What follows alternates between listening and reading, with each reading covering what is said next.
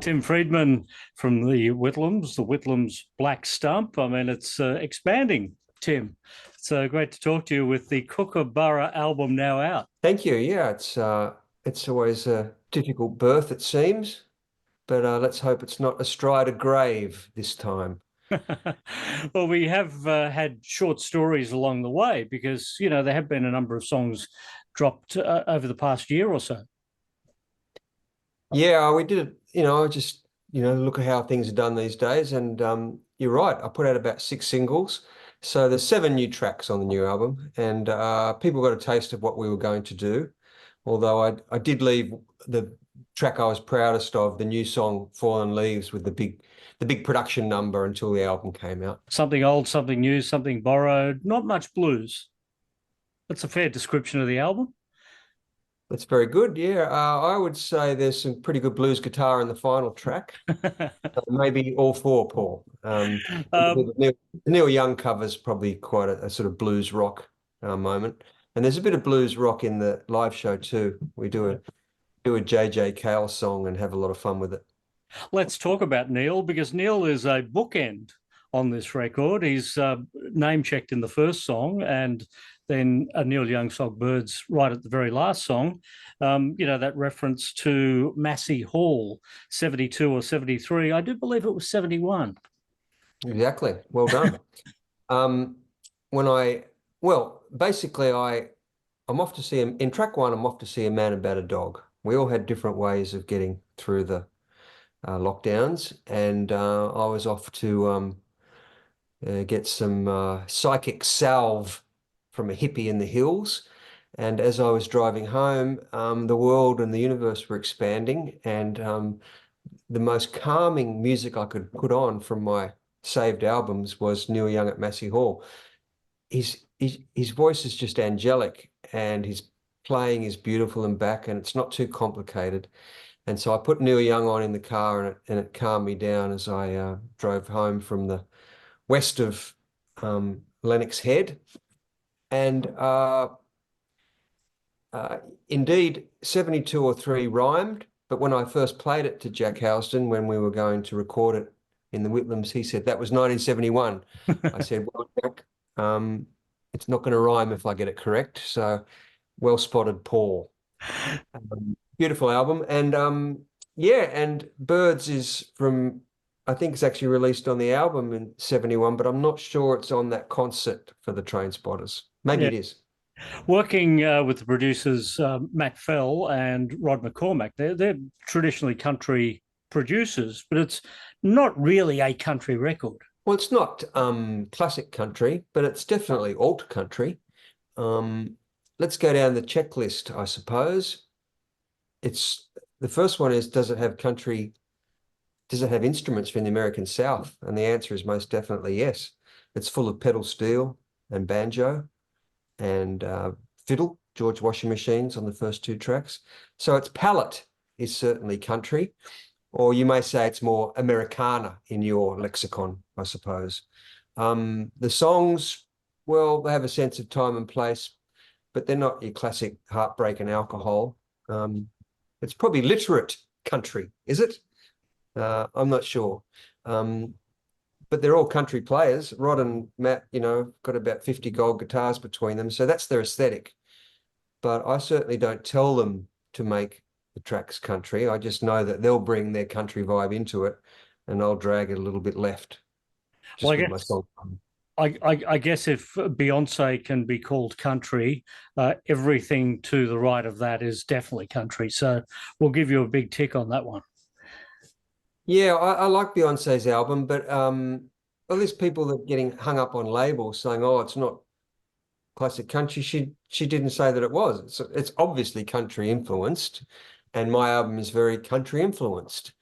I've listened to a lot of George Jones and Steve Earle and early Bob Dylan and Hank Williams in my time, and it's great music, and I hope some of it's infected me. The people working on the record, Daniel Denham, who was on Sancho with you, and I think he was on Torch the Moon, Love This City, Little Cloud had Jay Walker on it. Rob Taylor was there in the early years. You tend to work with people that you have been comfortable with over a long period of time. Daniel produced Sancho, and he's a wonderful arranger as well as a producer. So we got him in to arrange and conduct the strings on Fallen Leaves. But Matt Fell produced 98% of the album. Rod's got the producing credit because Matt nicked off on the last day of our first sessions, and I threw this last track at Rod, and he very quickly refashioned it. So he more than deserves the producing credit on track one, Man About a Dog, but it was Matt 100% for the other tracks. And you're right when you say I'd like to work with people again and again. Matt produced my solo record for Dennis Hanlon. I was with Sony for a little while, and Matt produced that album. It was more of a pop singer-songwriter record, but when I listened back to it a little while ago, I could see that there's some pedal steel and banjo on that album. So he was moving towards country himself, because it wasn't until after that in 2011 that he had his big run of golden guitars, and he started, racking them up. So when I rang him 10 years later and said, I'll make a country record, it seemed to make a lot of sense, because he'd moved into the country world, and I was looking for someone who knew how to do that really well. And then he suggested Rod, who's a great producer, but Rod's really was just suggested as a sideman, as the acoustic guitarist and banjo player. But of course, it's great to have his producing brain in the rehearsal studio and in the studio, because we all bounce off each other, and there's a lot of chiefs in the room, but it works really smoothly because we listen to all the ideas and make decisions quickly. It's better than not having enough ideas in the studio. That old saying about if it ain't broke, don't fix it. You've taken what wasn't broken and broken it and refixed it with going back and doing Black Stump versions of songs like Louis Burnett and No Aphrodisiac. What do you see in the songs when you reinvent the wheel like that? The different musicians, the different tempos, the different keys, the different instruments make me sing it differently. So I just emphasize different parts of the story, and it's like a new song for me. It's like, it's like Dylan, who sings his song differently every year. It's just so that he can tell the story in a fresh angle. It's almost like telling the story to a different person. You'll always tell that story differently. You'll have great stories that you've told 50 times, but I bet you never tell them the same.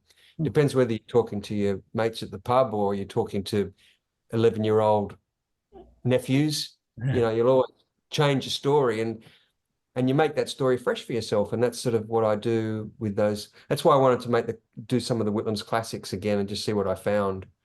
And it also served a business purpose, because I've called it the Whitlams Black Stump, even though it's a new project. And so if someone's coming along in Gunnedah or Armidale to watch the Whitlams Black Stump, they're going to want to hear a few of the hooks they've heard on the radio. So I've managed to do that, I think, and still not and still not destroy the new aesthetic. It's interesting you keep referring to the word story.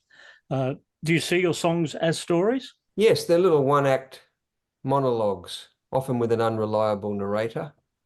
And I do like to see describe a series of events with a particular theme. That's what a story is. I don't write those songs where you're just accusing someone of doing you wrong, and I don't like to do those stories where you're just saying that your breast is full of love. I like for there to be particulars and context and a sense of time and a sense of place. So that's probably the only thing that I do that's distinctive, to be honest. So I better keep doing it. Have you ever thought of turning them into like little mini television shows? I can imagine 10 Tim Freedman songs turned into 10 episodes, all put together as a series and running on iView or something. No, I haven't, Paul. I think if I ever do anything that's not based around rhyming couplets, it would probably be a racy little memoir. Yeah. So I'm proud to say people don't know a lot about me, which is the way I like it. Well, that's a good thing about never having been a pop star, is it? It means you never have to get chased by the paparazzi and end up in the tabloids. Nothing like that. I was in the tabloids around 1999 with a very unpleasant event in which I was connected unfairly to a murder at the end of my street. And ever since then, I've lowered my head below the parapet and just tried to get on with my career. I didn't like the feeling of people being curious about your underwear drawer. And so I've kept it locked ever since. You've got your own stories, but you also reach outside the square and go to other people for stories as well. Bernie Hayes, your boyfriend's back in town. The very close relationship, obviously, with the band, and the brother of Anthony, the late Anthony, who was part of the Whitlams for a while there. But Bernie has a history with this band too. Make Me Hard on Love This City goes back to 1999. And I guess this song does too. This song is a 1999 song of Bernie's, but one that he did himself on his own album, Every Tuesday, Sometimes Sunday. Indeed. So, and he would have been playing it at the Sandringham in the 90s when I dropped his brother, Anthony, aka Stevie Plunder, off to do his duo shows on Tuesday nights after we drove down too fast in a Kingswood from Newcastle University, our lunchtime show to get him to work. I love the song. Bernie, it was great to get Bernie because Stevie died, and it was just lovely to have his brother involved in that early album, 99. I was actually remastering it for vinyl yesterday, and I was reminded that it's Bernie's vocals all over Thank You for Loving Me at My Worst, the high ones. And then I was running off the instrumental version of Made Me Hard and realized that he'd done all the backing vocals in his own song as well. So it's good to be back doing a Bernie song. He's like he's like the Elvis Costello of the Inner West. He's got a wonderful catalogue. It was 1999 for that album, so we didn't have vinyl then. That had already disappeared by that stage, had it? So that Oh album's yeah. never been on vinyl. No, I've as these albums turn 25 years old, I'm getting all the masters out of the storage space and redoing them. So Love This City, Eternal Nightcap Deluxe, where I baked all the tapes, and it sounds gorgeous and had it, the nickel pressed in Germany. And I'm going to be doing the same process with Love This City over the next month. And then in 3 years, I'll do the same with Torch the Moon, which came out in 2002. I don't know, I love the way vinyls come back. People are buying them at shows, and the artwork's big, and I'm enjoying vinyl myself at the moment, just putting it on the turntable. There's a warmth to it that is more than just nostalgic, I think. I think by the time you get the 25th anniversary of Sancho, it'll be remastered for Brain Implant. Yeah, you're not wrong. Yeah, but you'd like to have a little vinyl interface before it gets into the frontal cortex, wouldn't you? Yeah, absolutely. Nobody Wants to Be You, the Dan Reeder song, an American who was on John Prine's label. I'm amazed how deep you dig when you uncover these songs. Oh, I fell in love with his writing. He's such he's like a cousin of outside of folk or anti-folk. He writes songs about people on the edges. In a way, he's a little bit like little one-act dramas, a bit like Perry Keys, people doing it tough on the edge. He's got another song which I'm thinking of covering about two blokes having a fight in a car park behind a pub.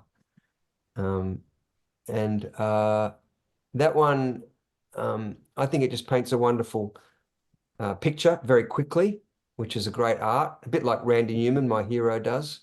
He just says a few words and you can suddenly imagine that you're there. And those words are dialogue. He says, you're gonna have to tell her where the money went, why you can't pay the rent. And it moves on from there. It's almost like a conversation in the front room of a meth lab. And it was a pleasure to cover it. Yeah, songs like Witness Protection Scheme are a bit closer to home. Chris Abrams, 50 Again with Daniel, and of course Jack Housden was involved in that one too. How do your collaborations work? Is that just people in the room at the time, and as the idea comes, you all start working together? Well, it's difficult to generalize. Every collaboration is different. With 50 Again, it was like I went in with the song and we decided it wasn't good enough yet. So if Daniel and Jack are in the room, we'll come up with a third bit. And they'll, of course, get a credit because they're in the room when the song has been changed. Other collaborations are different. Perry Keys, for example, with Fallen Leaves, he's the majority songwriter. He sent 2 songs over to Matt and myself, and we put them together, added a third bit.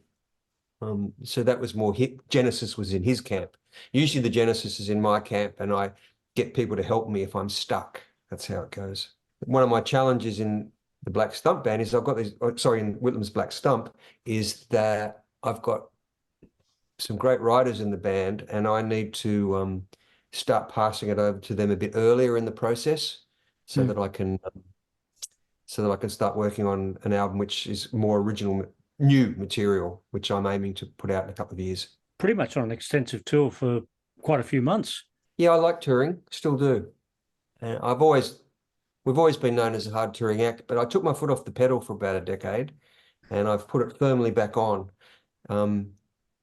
I've done probably 4 big Whitlams tours since 2022, and this is my 3rd Black Stump run.